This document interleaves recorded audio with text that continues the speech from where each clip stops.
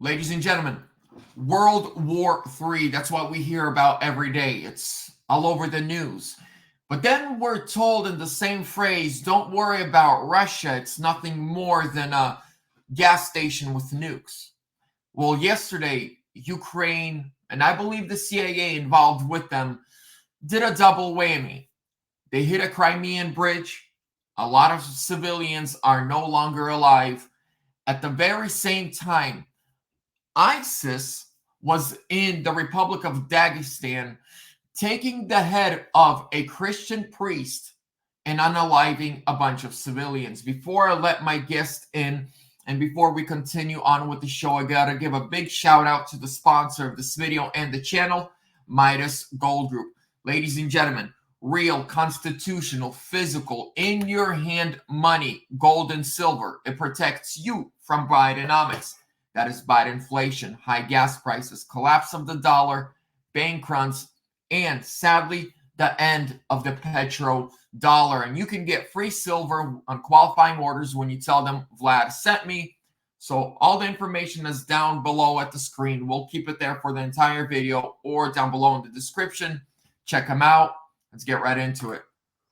All right, James, how are you today? Hey, I'm doing great, Vlad. How are you? Good. Now, I want to talk about this. I want to go right into everything that has happened in Russia. So, just last week, Vladimir Putin visited North Korea. Then he went to Vietnam. What are some of the Philippines, right? And all those countries want to join BRICS. They want to partner strategically and militarily with Russia. Now, yesterday, Russia was attacked. I mean, we haven't seen attacks like this in a while. We're going to be going through the Aussie Kazakhs Twitter page. So we're going to go down a little bit. We're going to watch a couple of videos, and I want to get your info. Some of the stuff on here is going to be extremely graphic. So we had, right, you got the terrorists right there lying on the floor. You have, right, and here he's kind of calling out, you guys did this. You waving the Ukrainian flags in Congress, sending them money. Now, this is when sending them drones that they're using in attacks to bomb civilians. Yes. Yep. And so what happened, ladies and gentlemen, yesterday in one day, people were in the morning in Crimea swimming. It's warm summer, and cluster bombs fall, kill a bunch of civilians, children, women, elderly. Within 30 minutes, in the Republic of Dagestan, ISIS attacks civilians, takes the head of an Orthodox priest. Now, Dagestan is very Muslim. If you see the strategy here, they want to divide the country. They want to, because Russia met a lot of, Muslims and a lot of Christians. Right now, they're united as, the Russian people. But your take on this, do you think they want to start an internal war? I mean, they're probably looking at the strategies that they've used in the United States. They have divided people on religion, on color of your skin, trying to reverse the efforts of people like Dr. Martin Luther King right here in this country, where we're all mad at each other. We're mad because one person has a D in front of their name, another person has an R in front of their name, when at the end of the day, primarily they stand for, on big picture issues, many of the same things, at least at the top. So it's very likely they're trying to do the same thing in Russia. Trying to divide people, get Christians mad at Muslims, Muslims mad at Christians, and try and cause internal strife. I mean, Russia is a huge threat to a global world order because it is a very patriotic and a very unified country. So, yeah, it's not surprising that they try and use tactics there that have been used here successfully. And if we look at Ukraine, right, a great example, by the way, this is the priest. So it was the only Orthodox Christian church in the city of Machkala, I believe, very big city in a very Muslim republic right next to the Chechen Republic. And it was Sunday evening service. They went in, I believe they were 40 people were held captive. I don't know how many survived within the church.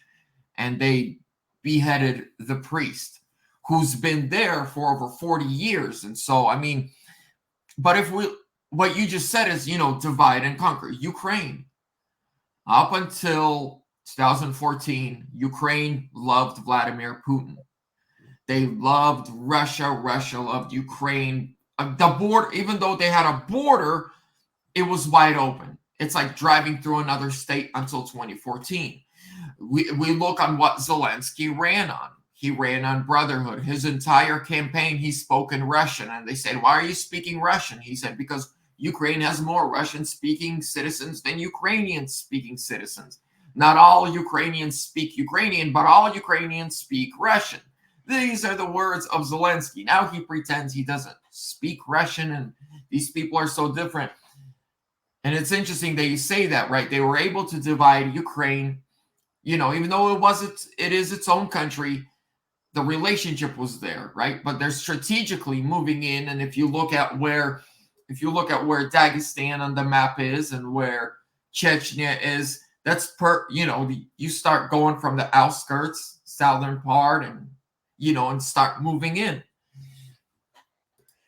I mean, you think of how easy it is to manipulate people's emotions. I mean, I went to many years ago in the Marine Corps, I went to Afghanistan, and I went there, and I remember how angry people were at the entire Muslim world. We had these Muslims come in, their religion of just terror and horrible things. I mean, I'm not a fan of Islam. I don't practice Islam, but I know that there are good people of every religion. And I experienced that firsthand in Afghanistan, that most people there are good people that want to care for their children like we do, that want a wholesome environment for their children, that want their children taken care of, want them to have the necessities in life. And that's what most people are worried about there, just like anywhere else, and fundamentally good people. Now, there's some very, very bad factions in there, like the Taliban, that mistreat people and are absolutely brutal, but the majority of people are good. However, because they were able to use terrorist attacks to paint anyone that read the Quran as a bad person, and they stirred an entire country up to war with Afghanistan, with Iraq. And it's not hard, so you start cutting the heads off of priests, you're going to make the Christians in Russia very, very angry. And, they're going to try and sow that same type of disdain for a people because of their religion or their ethnicity, which is sad, but you've got to at some point see this as a tactic. And that's exactly actually what's happening. So I watch Ukrainian news, I watch Russian news, I understand. I mean, it's practically the same language, but, I understand everything. And in Ukraine, they started about, I have friends from Eastern Ukraine who served in the Ukrainian military, but they had to go out west. This was in the late 90s. There was already, like in the West, hatred towards the Ukrainians in the East because they don't speak Ukrainian and they're Russians, right?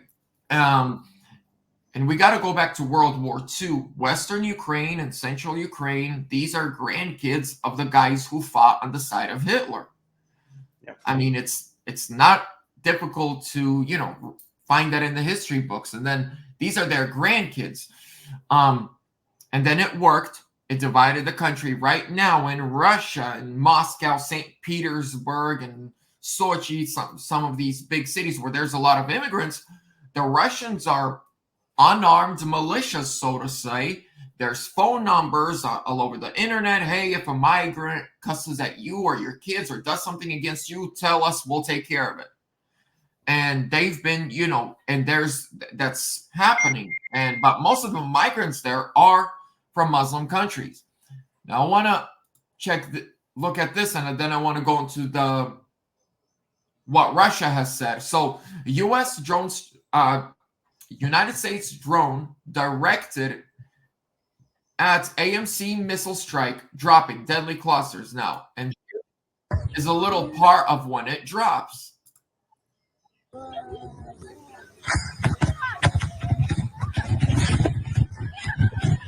And Russia is talking about the plane that dropped it, right? I mean, the drone.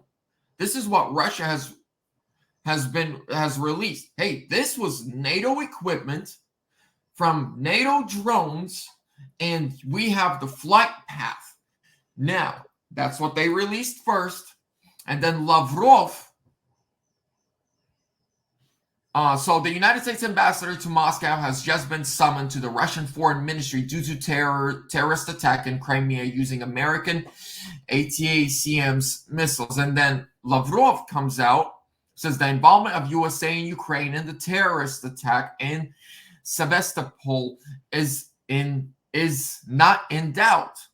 Right, and then people are like, Russia should just give the Snake Island to the Houthis. Remember the Snake Island that the Russians were fighting? It's that small island right off Ukraine.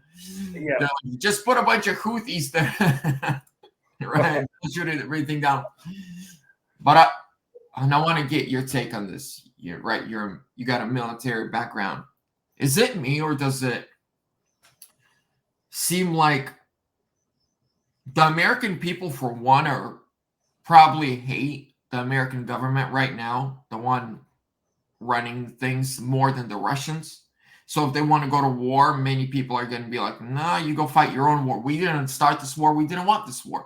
That's how people feel. If you go online, most people are like, what are you doing, right? They don't want to fund Ukraine, and they don't want to go to war with Russia or China. Then you have another part. It looks to me like they see what BRICS is doing. They see these countries like Saudi Arabia, UAE, right, that we've kind of had relationships with in the Middle East. They're like, no, bye, we're going to BRICS. And they're freaking out. And then you have North Korea, you have Vietnam. What did we do to Vietnam? We made them a bunch of promises, and then we left them like we did to the Afghan people. Mm-hmm. So now they're like, screw you. We're going to go be with. So the whole world, like practically like over 70% of the world's population is joining the side of Russia, BRICS, and China, and they're worried. And it ties into what we've talked about previously, and we even talked about it as it tied into owning gold. The only thing we really export is paper, and that is U.S. dollars that we print and that we have weaponized against Russia.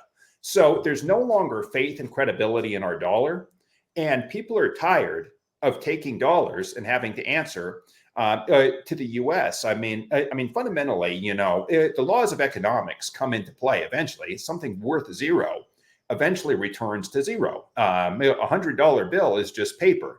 Eventually, at some point, the rules of economics come into play, and that $100 bill is worth the paper that it's printed on.